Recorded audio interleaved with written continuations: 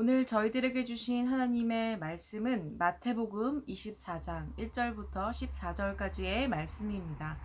함께 말씀을 읽도록 하겠습니다.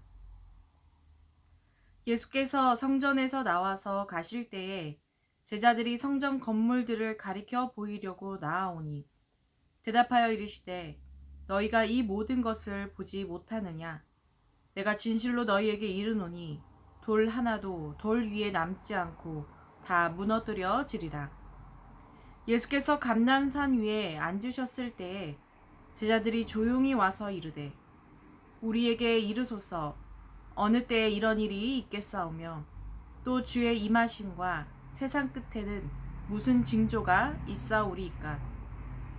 예수께서 대답하여 이르시되 너희가 사람의 미혹을 받지 않도록 주의하라.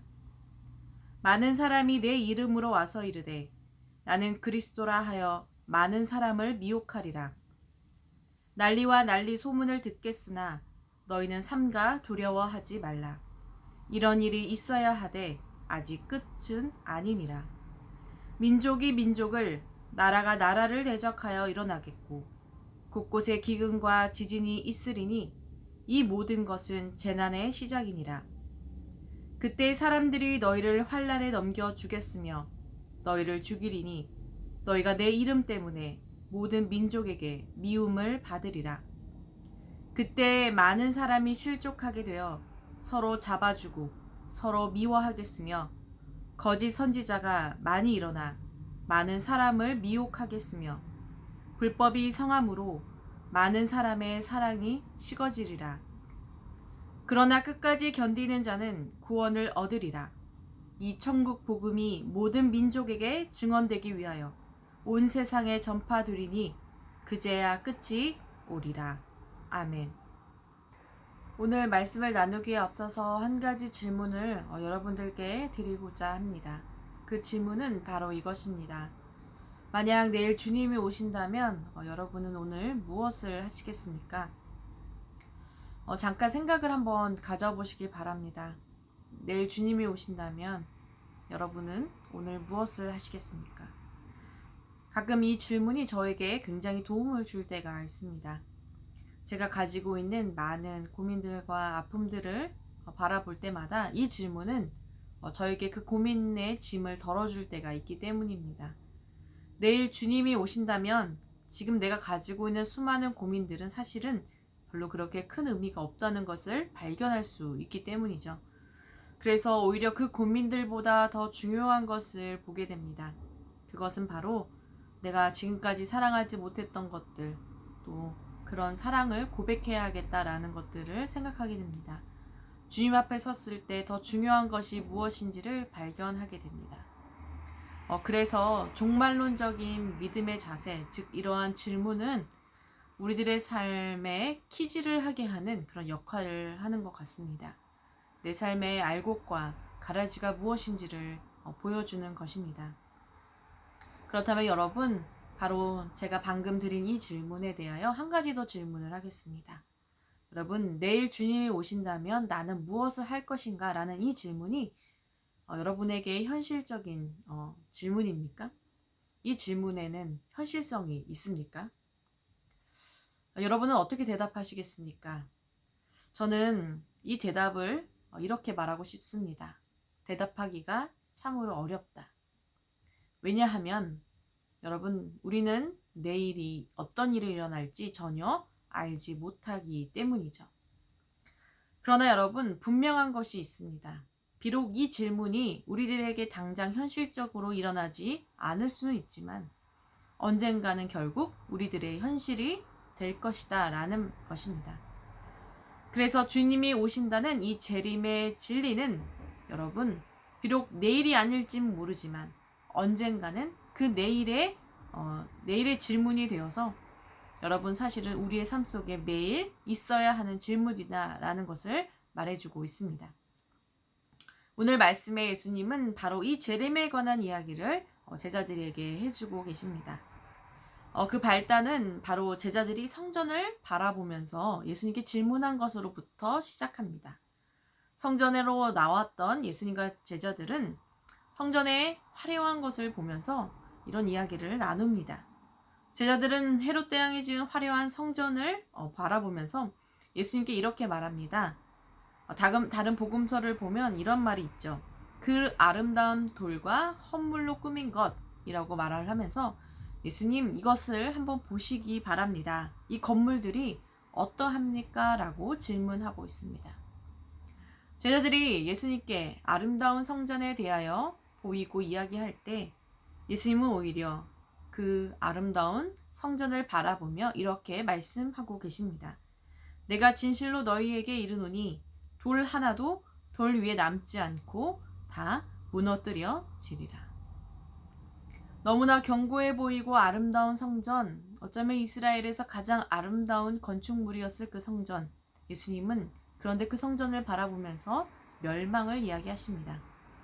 마치 어제 말씀하신 예수님의 말씀처럼 바리새인과 서기관들에게 회칠한 무덤이라고 이야기하신 것처럼 겉은 그럴듯하게 화려하게 꾸민 성전이지만 그 속에는 썩은 것들로 가득했던 그 성전은 결국 무너질 것이다 라고 얘기하신 것이죠. 바로 하나님의 심판에 의해서 말입니다.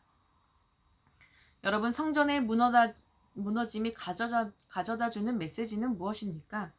그것은 본질을 잃어버린 것들은 제 아무리 대단한 것들로 세워놓는다 할지라도 결국은 무너지게 되어 있다는 것을 우리들에게 말해주고 있습니다. 그리고 이 모습이 결국 재림의 때에 나타날 모습이라는 것을 우리는 알게 됩니다.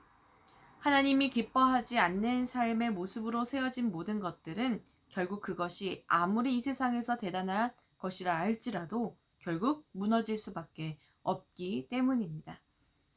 제자들은 그 예수님의 말씀을 통해 궁금하기 시작했습니다. 도대체 그 일이 언제 일어날 것인지에 대해서 말입니다.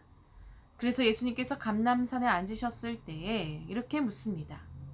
우리에게 알려주십시오. 어느 때 이런 일들이 일어납니까? 또 주님이 임하시는 때와 세상 끝에는 무슨 징조가 있습니까? 라고 말입니다.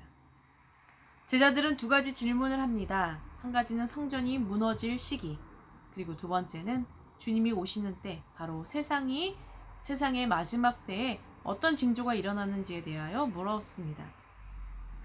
그 질문에 대해 예수님은 첫 번째에 대해서는 대답하지 않으셨지만 두 번째 질문에 대해서는 이야기하고 계십니다.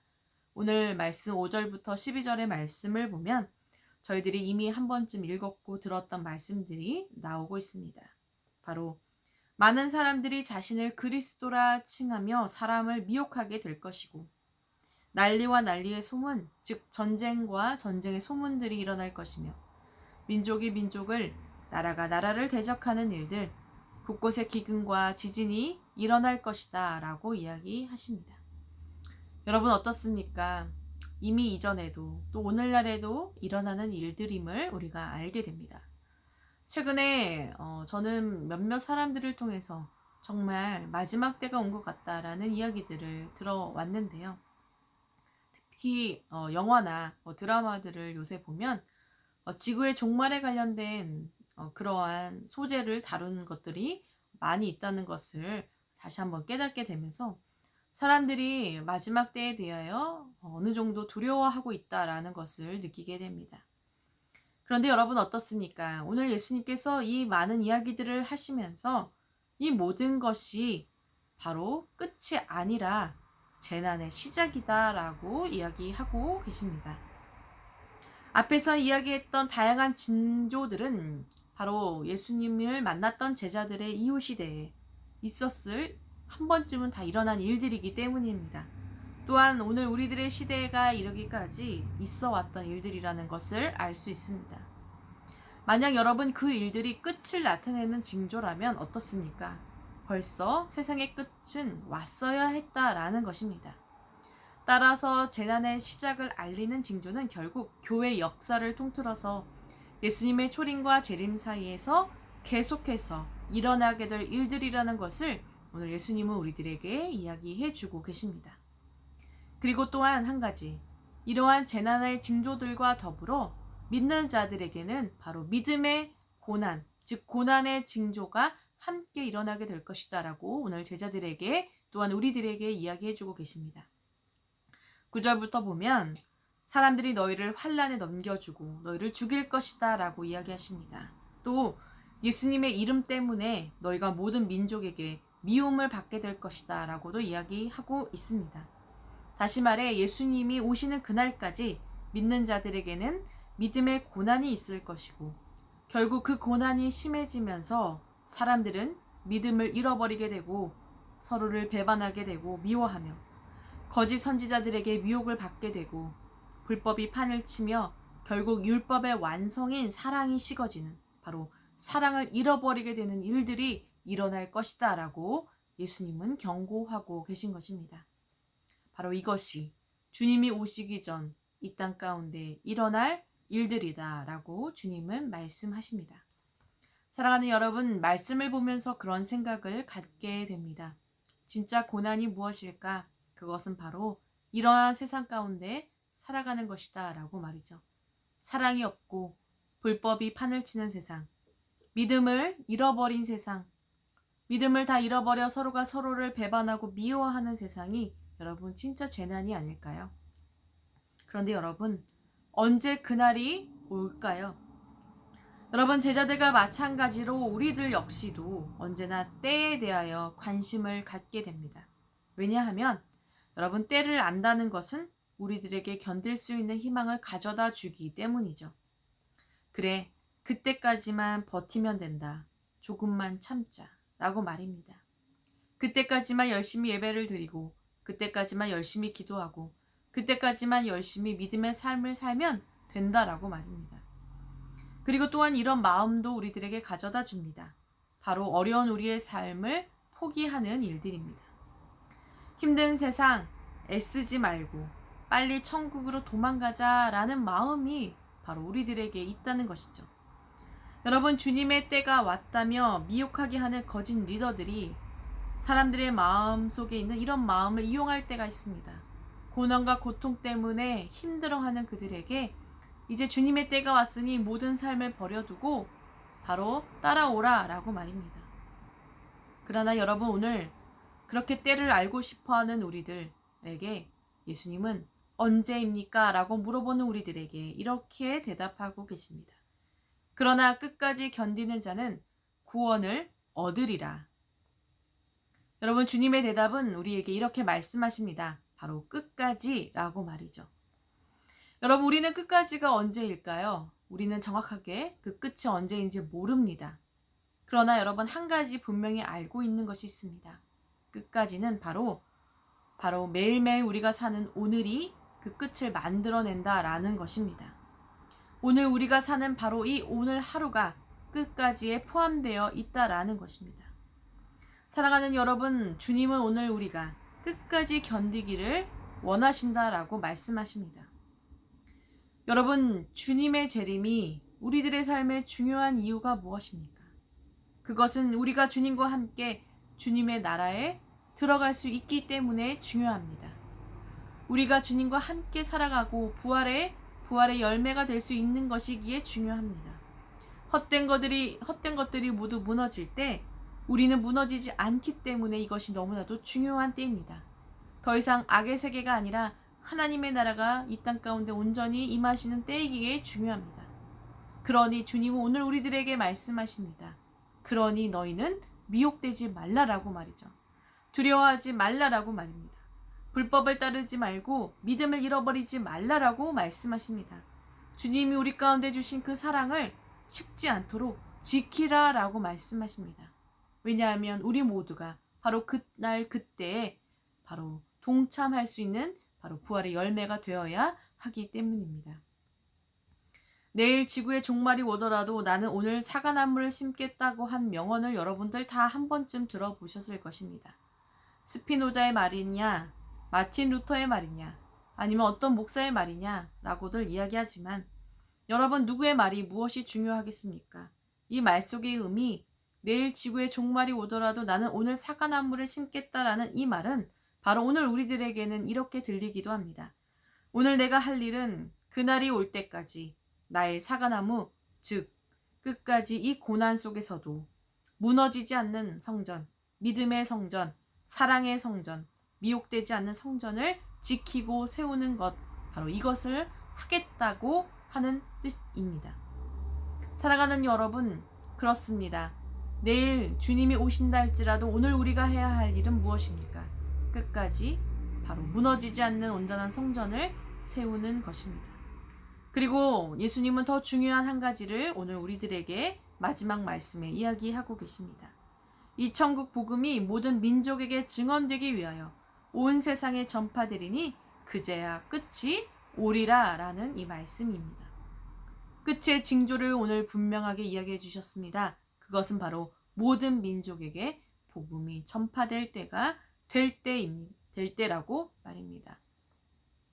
사랑하는 여러분, 오늘 우리가 해야 하는 그 견디는 것, 여러분 믿음을 지키는 것, 성전을 세우는 일은 무엇입니까? 단순히 가만히 앉아서 기다리는 일이라고 말씀하지 않으십니다. 그저 수동적으로 견디라라고 말하지 않습니다. 기다린다라는 것, 견디는 것은 바로 복음을 전하며 살아가는 삶이라고 말씀하십니다. 우리가 바로 오늘 하루 우리에게 각자 주어진 삶 속에서 복음을 전파하며 살아가는 것, 바로 끝까지 견디는 사람이 될 때 우리가 바로 그 주님의 날에 하나님 품에 안기는 구원받는 사람이 될 수 있다라고 말씀하고 계신 것입니다. 재림이 왜 더디는가 라는 그 질문에 오늘 예수님은 바로 그 이유는 바로 하나님 우리를 기다려주시는 바로 그때라고 말씀하십니다. 모든 민족에게 바로 예수 그리스도의 복음이 전해야 하기 때문이라고 말씀하십니다. 사랑하는 여러분, 오늘 우리도 이 예수님의 온전한 사역에 동참하기를 원합니다. 끝까지 견디며 주님의 복음을 전하는 그런 견디는 자의 삶을 살기를 소망합니다. 바로 이것이 재림을 기다리는 사람의 모습이라고 오늘 주님은 말씀하십니다. 고난을 견디는 것, 나 자신을 지키는 것, 복음을 전하는 것, 여러분 어떻습니까? 어느 것 하나 쉽지가 않습니다. 그러나 여러분, 우리가 견딜 때 여러분, 우리를 끝까지 견딜 수 있도록 주님은 도우시겠다라고 말씀하십니다. 이미 그 고난을 이기신 주님, 승리하신 주님께서 고난의 한가운데 있는 저희들을 붙들어 주시겠다고, 사랑과 힘과 용기와 능력과 지혜를 주시겠다고 말씀하십니다. 여러분, 그 주님과 함께 오늘도 끝까지 믿음으로 우리의 삶을 견디는 저와 여러분이 되기를 소망합니다. 여러분을 통해 무너진 자리에 사랑과 생명의 일들이 일어나기를 원합니다. 믿음의 씨앗이 여러분을 통해 뿌려지고 믿음의 열매가 자라나며 상처가 회복되는 일들이 여러분의 삶을 통하여 일어날 수 있기를 원합니다. 비록 세상은 악하고 세상은 환란이고 여러분 세상은 사랑을 잃어버릴지라도 저와 여러분은 끝까지 이 사랑을 붙들고 주님의 온전한 성전을 세우는 그런 복된 그리스도인들이 될 수 있기를 원합니다. 오늘도 그런 하루를 드리며 끝까지 주님의 믿음의 자들로 세워지기를 소망합니다. 이 시간 함께 기도하겠습니다. 사랑의 하나님 감사합니다. 오늘도 저희들을 사랑하셔서 귀한 말씀을 저희들에게 주시니 감사합니다. 주님, 언제가 그때입니까? 언제까지 저희들이 이 믿음을 지켜야 합니까? 라고 물을 때에 주님은 오늘 저희들에게 끝까지 견디라 라고 말씀하셨습니다. 비록 주님 저희들은 그 끝이 내일인지 내일 모레인지 또는 언제인지 알 수 없습니다. 그러나 하나님, 저희들이 그 때가 언제인지를 바라보기보다는 매 순간 우리의 믿음을 잃어버리지 않도록, 우리의 사랑을 잃어버리지 않도록 끝까지 주님을 붙들고 복음을 위해 살아가는 자들이 될 수 있도록 우리 자신을 지킬 수 있는 바로 그런 저희들이 될 수 있도록 주님 인도하여 주시옵소서. 고난 가운데 있을 때 주님 그 고난 때문에 무너지는 자가 되는 것이 아니라 고난을 이길 수 있는 힘을 주시는 주님을 의지하며 모든 자리에서 성실히 주님을 바라보며 살아가게 하옵소서. 사랑을 잃어버린 세대 속에서 주님 저희들만큼은 사랑을 잃지 않고 사랑을 끝까지 모든 민족에게 전하는 그런 복된 자녀들이 될 수 있도록 주님 인도하여 주옵소서. 우리를 기다리시며 응원하시며 우리를 도우시며 우리를 구원하시는 주님을 바라보게 하옵소서. 오늘도 흩어진 만나의 모든 성도님들의 삶을 지켜주시고 특별히 아버지 아픔 중에 있는 우리 탁길성 권사님, 사무엘 집사님, 이메 권사님 위에 주님 함께 하셔서 그 고난 속에서 이길 수 있는 힘과 치료와 하나님 위로와 용기를 허락하여 주시옵소서. 교회 건축 위에 주님 함께 하시고 하나님 온전한 성전이 세워질 수 있도록 인도하시며 하나님 모든 민족에게 복음을 전하는 선교사님들의 삶 위에 주님 함께 하셔서 그 복음의 열매가 뿌려질 수 있도록 인도하옵소서. 이 모든 말씀 예수님의 이름으로 기도합니다. 아멘.